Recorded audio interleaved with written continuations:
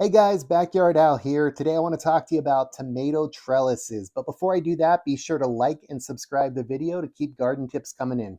Now for my indeterminate tomatoes, I'm going to build a trellis system roughly 8 feet tall because they can grow that tall.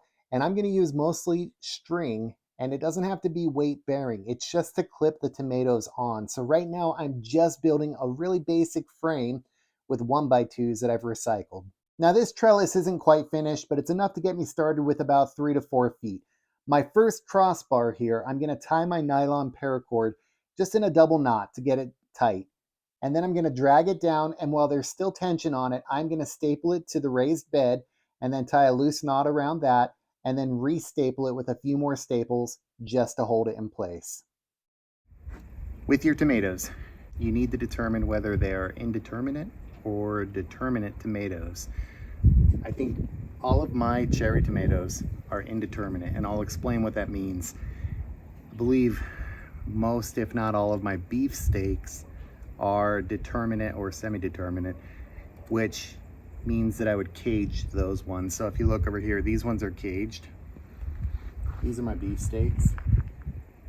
These are my cherry tomatoes, and they get unruly really quick.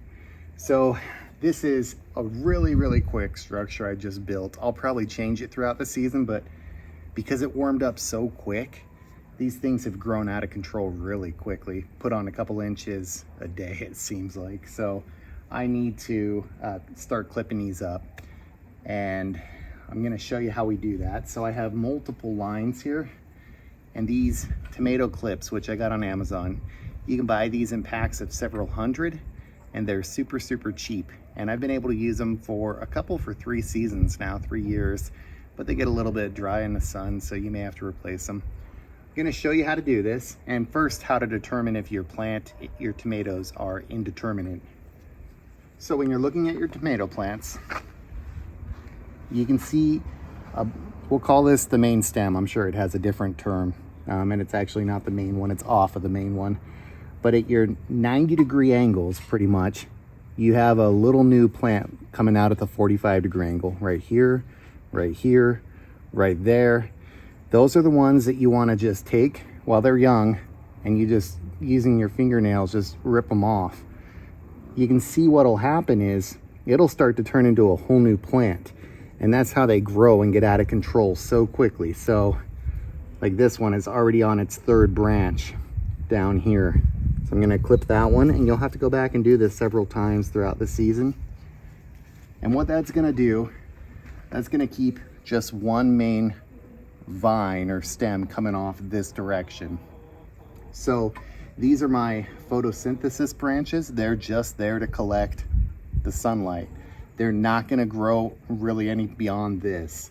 But every so often I have the branches that come out that are just for the flowers and the tomatoes. And then up top, sometimes it gets really hard to tell. I can see that this tiny piece right here is not the main stem. I could clip it now, but I wait just to make sure. So I wait a little bit. When I clip this, what I'm gonna do is I'm gonna kind of pre-bend it a bit, and I'm gonna clip this part into the string, and I'll fold it up in it. That way this doesn't slide, and it's gonna hold my branch right there. And I can go and do another one right up here.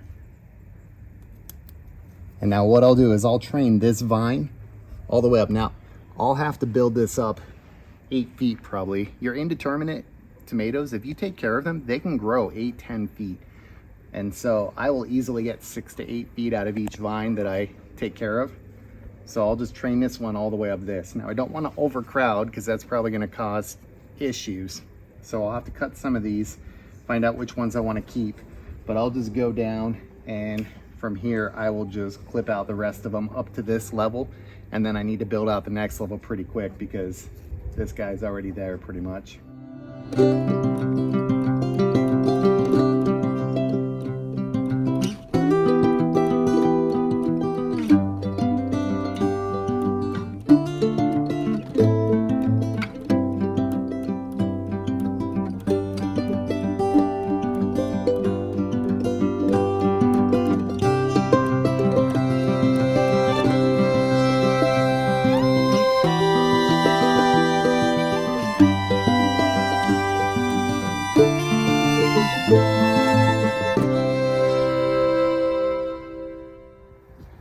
Normally when I pull the tomato plants, the new shoots, they're pretty small, usually smaller than that. They snap right off and it's not really an issue. There were a couple down low that were bigger that I probably should have just gotten clean scissors and cut those. But now I have a wound on the bottom of the plant, which would probably heal on its own just fine. However, what I'm gonna do, because it's so early in the season and I don't wanna risk it, I'm gonna get some aloe vera, which has a lot of natural healing properties even for plants. And I'm just gonna scrape off a side of it, peel off the top basically, to expose the sappy part of the plant. And I'm gonna rub that on the part of the tomato plant where I was a little rougher than I should have been with pulling off the new shoots. And hopefully that will avoid any fungal issues or anything else on the tomato plant.